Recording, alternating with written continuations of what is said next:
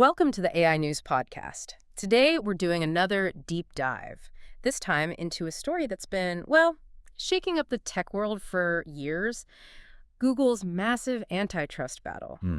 It just hit a really pivotal moment in court. So, okay, imagine this. A tech giant, Google, accused of being a monopolist. The government wants to break up key products like Chrome, even Android. Huge stakes. Exactly. Then, boom, the judge rules, the company sighs in relief, stock goes way up. But it's not all good news for them. We're talking billions paid out, some surprising new rules they have to follow. Right.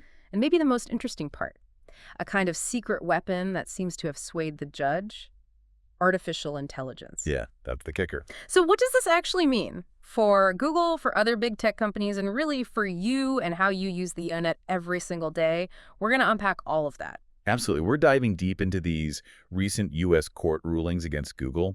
We'll look at that initial finding the illegal monopoly bit and then the remedies that were handed down, which were, frankly, surprising to some. And crucially, how the super fast evolution of AI played this unexpected role in the whole outcome.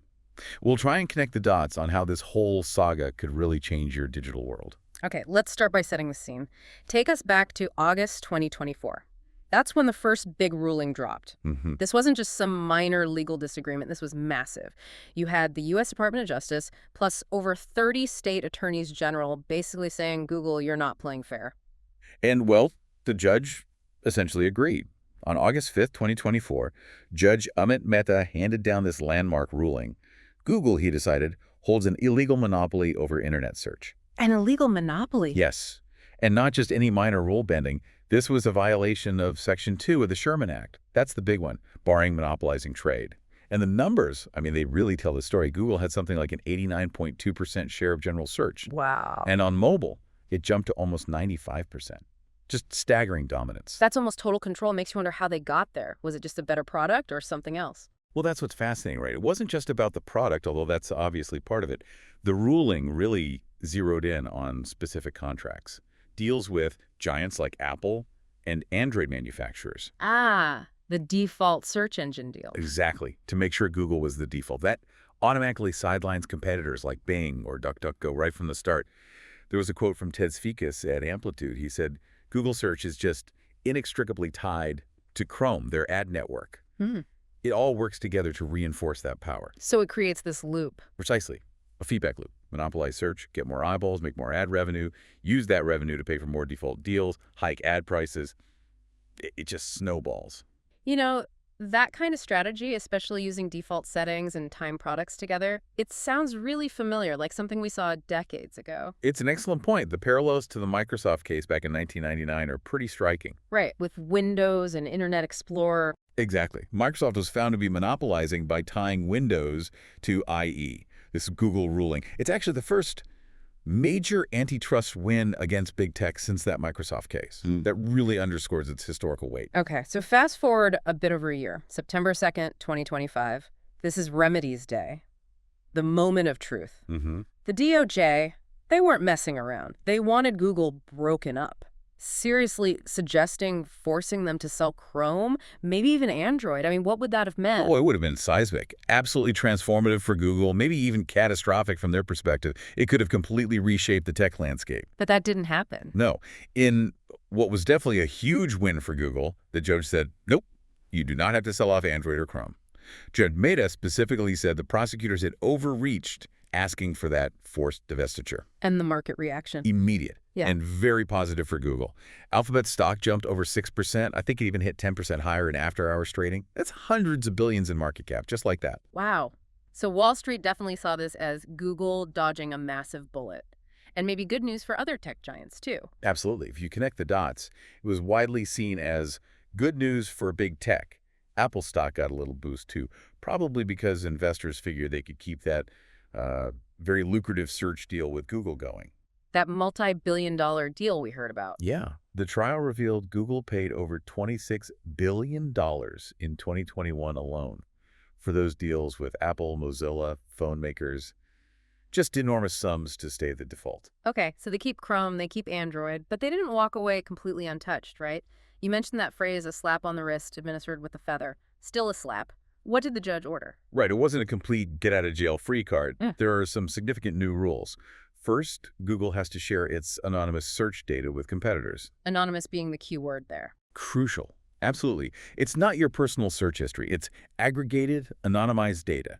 The idea is to help rivals build better search engines, maybe even train their own AI models, Yeah. level the playing field a tiny bit. Okay. What else? They're also banned from entering exclusive distribution deals for Search, Chrome, Google Assistant, or their Gemini AI app, Meaning? meaning phone makers, browser companies. They're now free to preload or promote other search engines, browsers, or AI assistants alongside Google stuff.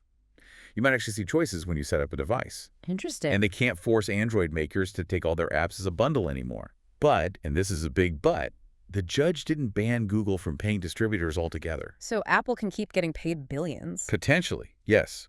The judge worried a total ban might cause downstream harms, destabilizing things. So Apple's massive deal can likely continue, it just can't be exclusive. Google can still pay to be a default, just maybe not the only default offered. Okay, that sounds complicated, and I bet not everyone was happy with that outcome. What did the critics say? Oh, definitely not. Advocacy groups were pretty vocal.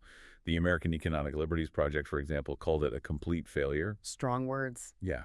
Their director, Nidhi Hegde, had that memorable line, "You don't find someone guilty of robbing a bank and then sentence him to writing a thank you note for the loot." Yeah. So, yeah, a real feeling that the punishment didn't fit the crime found. Okay. So despite finding an illegal monopoly, the remedies seem somewhat limited.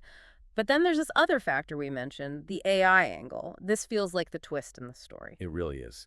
This raises that big question. How does AI, this rapidly emerging tech, factor into an antitrust case rooted in, well, older laws? Judge Mehta was surprisingly direct about it. What did he say? He basically said the rise of generative AI changed the course of this case. He talked about being hesitant to step too heavily into an industry that's being rapidly reshaped by AI, especially with companies like OpenAI putting Google on the defensive. So he saw the market already changing. Exactly. He felt his ruling needed to address not just the traditional search engines, the GSEs, but also this new wave of AI search and chatbots. He wanted to make sure Google's current dominance in search didn't just automatically transfer over to the AI space. He even sounded skeptical that any conventional search engine could ever really challenge Google now. He thought the next challenger would be AI. He suggested it was likely, yeah, that the real competition would probably come from an AI service. That's kind of mind-blowing. A judge basically factoring in future tech predictions into a current legal ruling. It really shows how AI is impacting everything, even the interpretation of law. It's pretty unprecedented. It highlights the challenge courts face when technology moves so much faster than legislation can keep up. So let's bring it back home. For you, listening right now, the everyday internet user, what does all this actually mean? How might things change when you search online? Well, there could be some real, tangible changes for you. First, those restrictions on exclusive deals. It means device makers, phone companies, browser developers. They can offer you other search options more easily. So I might actually get asked which search engine I want. You might. It could chip away at that automatic Google default status over time. Second, and this could be significant, it might genuinely foster more competition, especially from AI-powered search. Think OpenAI's search efforts, or maybe a souped-up Bing AI. More competition usually means Better products, right? More innovation, potentially better search results, new features you haven't even thought of yet, a more diverse ecosystem. Third, those other ongoing legal battles, especially around Google's ad tech. Changes there could eventually affect the ads you see online. The type, the relevance. Okay. And finally, just having more visible choices might make you, the user, more aware of things like privacy policies. You might start thinking more deliberately about which search engine you trust with your data. But you mentioned other legal battles. This isn't the end of Google's antitrust headaches, is it? No, far from it. There are at least two other big ones still playing out. Right. First, there's the DOJ's second major antitrust trial against Google. This one's focused on their online advertising technology, the whole ad buying and selling system. The ed tech case, right? Exactly. That trial started back in September 2024. And just this April 2025, a judge in Virginia actually ruled that Google did establish and maintain a monopoly by tying its ad tools and services together. Another monopoly finding. Yes, though some specific claims were struck down. Google's appealing, naturally.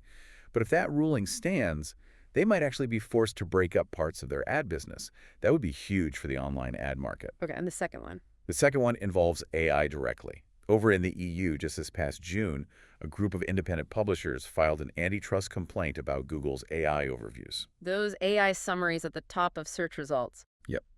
The publishers argue those summaries harm their traffic and revenue because Google is essentially using their content to train the AI and display the answers directly, reducing clicks to the original sites.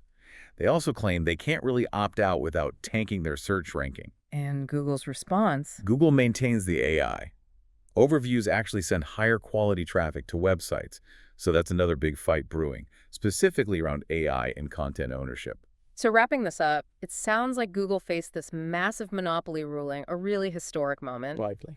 but largely managed to avoid the most drastic penalties, like selling off Chrome or Android. And a big reason seems to be the judge looking ahead at the AI landscape. That seems to be a major factor, yeah. They still have new rules sharing anonymous data, no more exclusive deals, which might open the door for more competition. But the fight continues with ad tech and now these AI overview complaints. Absolutely. It's shown us how difficult it is to even define, let alone regulate, a monopoly when technology like AI is changing the game so rapidly. Which leaves us with a pretty interesting thought, doesn't it? I think so. What does it really mean for competition and for your choices online when a judge's prediction about future technology, about AI, can fundamentally alter the course of antitrust justice today? Are our legal systems really equipped to handle markets that change this fast? Or does trying to predict the future like this risk, maybe, messing with the very innovation it's trying to understand? Something to think about.